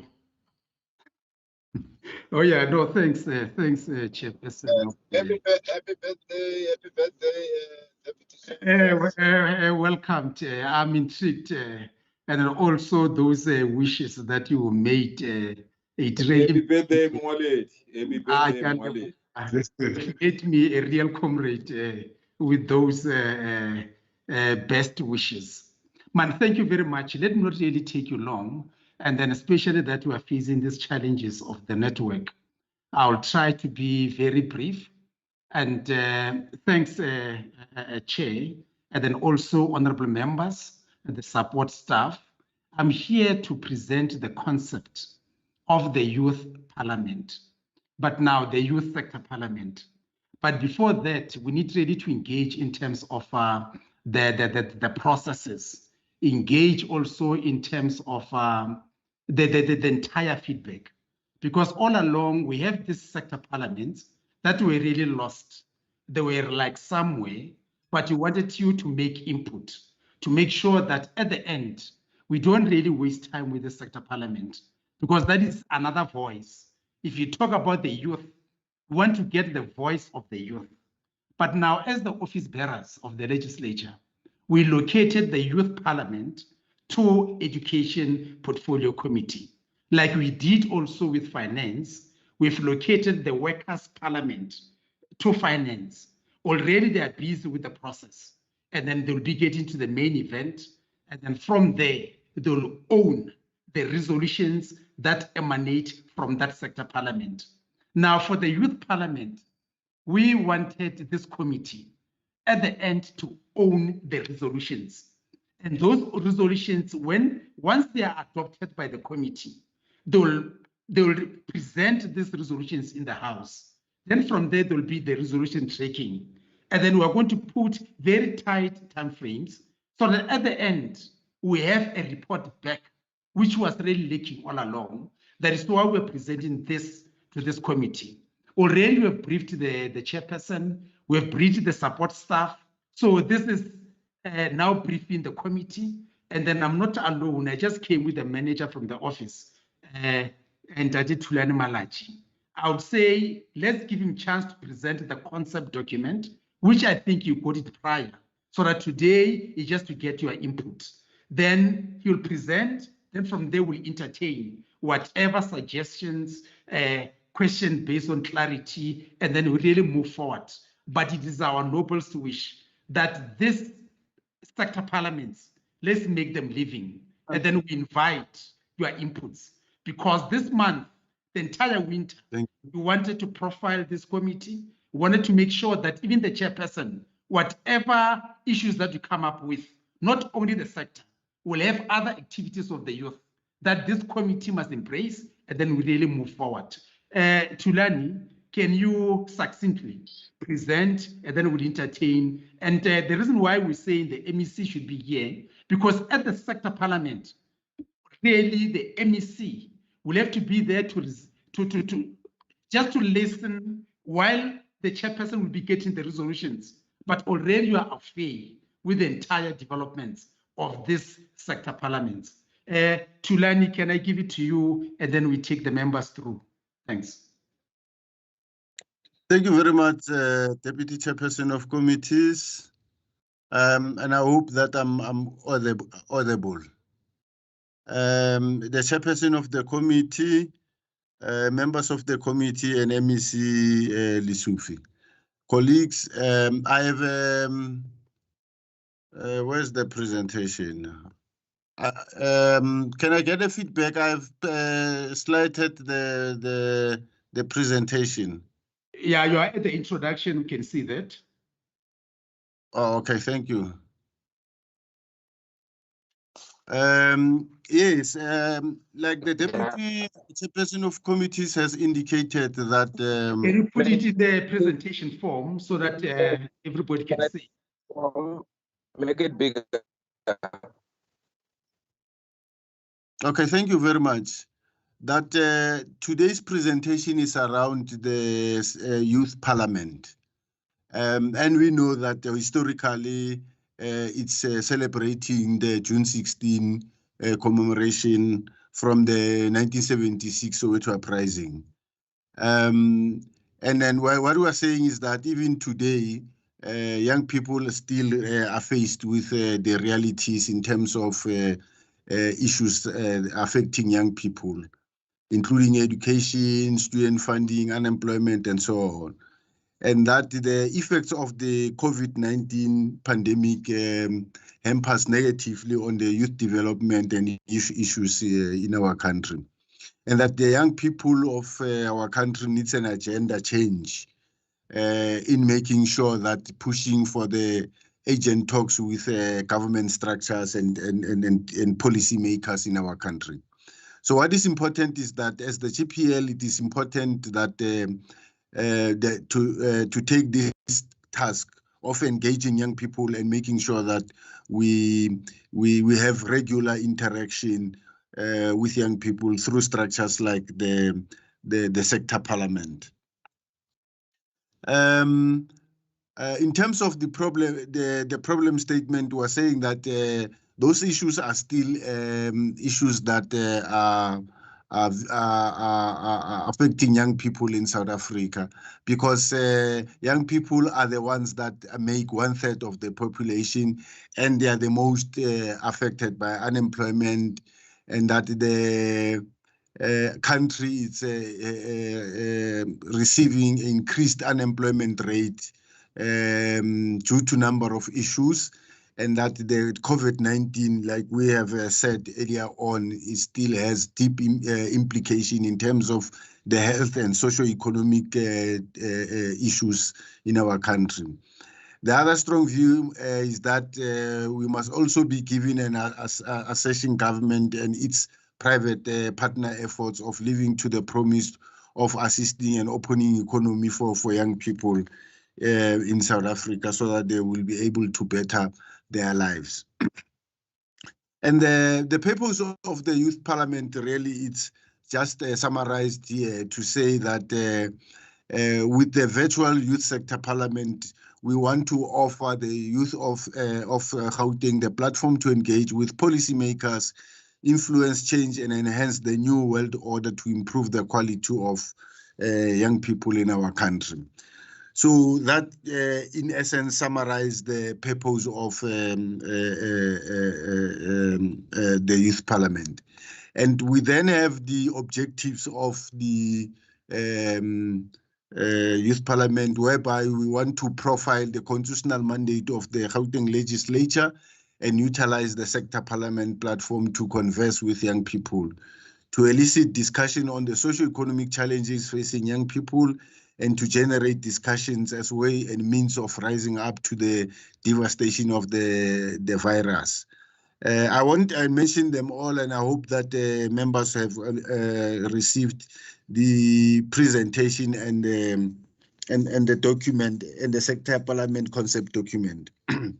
We're looking to invite young people using various stakeholder database that we have, from the PCOs, the youth political formations, civil society youth, youth in business, youth in the tertiaries, the National Youth Development Agency. We want to give the IEC a space where they will be able to brief young people in terms of the upcoming local government elections and so on. The GPT and of course the members of the Gauteng Provincial Legislature are some of the targeted stakeholders. The 2021 Youth Sector Parliament is going to be addressing the following issues. One, in terms of assessing the impact of COVID-19 pandemic on healthcare systems in Gauteng, assessing the responses of the Gauteng province in relation to GBV faced by young people during COVID-19 restriction, and examining skills development strategy in addressing youth. So these are the three major issues that are going to be discussed by the sector parliament. We're going to divide young people into those committees for the day. This will be the program of the schedule that we want to do going forward. First, we want to do a feedback of the last year sector parliament. After we have done that, we'll then be able to do the regional workshop where we'll be training young people in terms of the procedures of the parliament, the orders of the day. They'll be electing their own speaker, their own house chair, and so on and so on. We then might have do two, or it depends how fast they are. We'll do the state of readiness, and then we'll do the dry run, and we will then have the main event. So these are some of the issues that we want to make sure that they do happen before the sector parliament sits.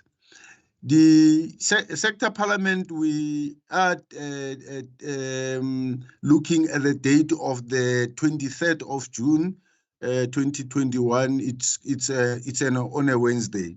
I know that the chair has been briefed with a different date, but this date came as a result of emphasis by the legislature to say the premier needs to be there. So this is the day that the premier will be available.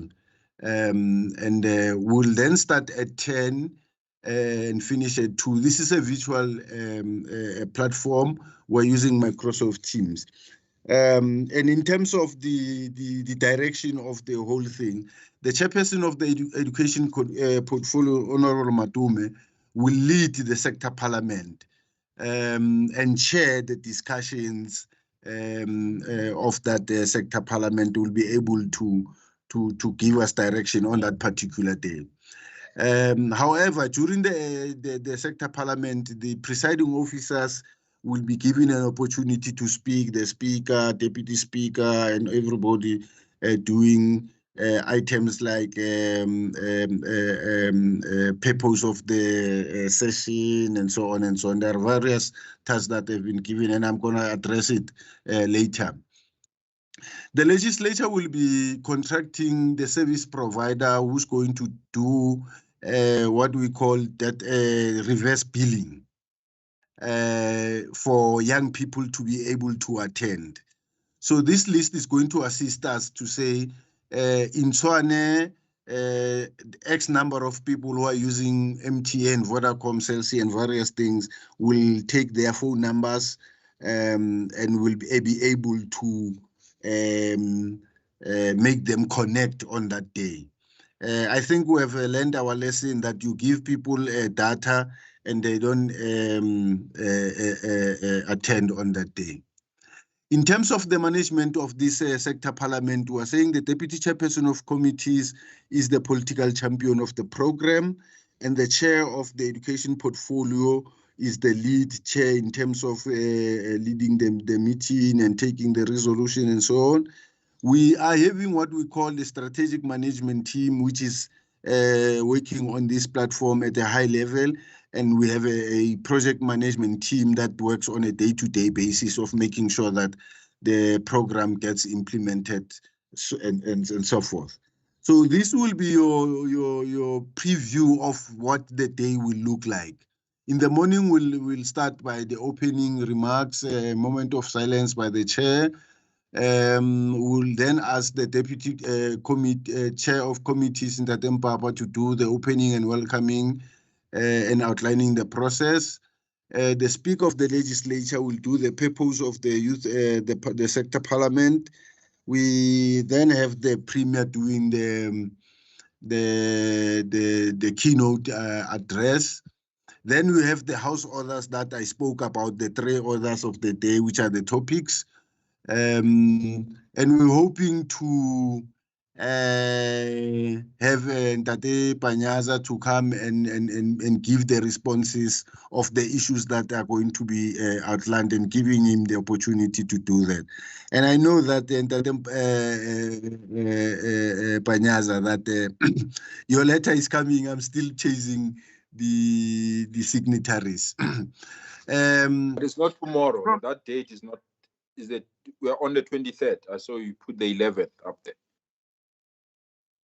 Oh, okay, yeah, there's a typo there. Apologies about. We are on the 23rd. We'll then conclude by receiving the resolutions and giving the vote of thanks on that particular day. So, Chair, this is the outlook of the concept itself. But like I've indicated, that both this presentation and the full concept document has been circulated for ease of reference for members. Chair, thank you very much for the opportunity to present to the committee. Okay, thank you. Deputy Chair of Chairs, is there anything you want to add? Yeah, I think we'll entertain some inputs to beef up this, and also we'll also entertain some questions that will be based on clarity, so that we are able to clarify the entire concept and processes. Because at the end, I think our wish is that let our objectives be realized. So together we'll make sure that we really get to that level. That will be my input. We can entertain whatever issues that will emanate from this collective.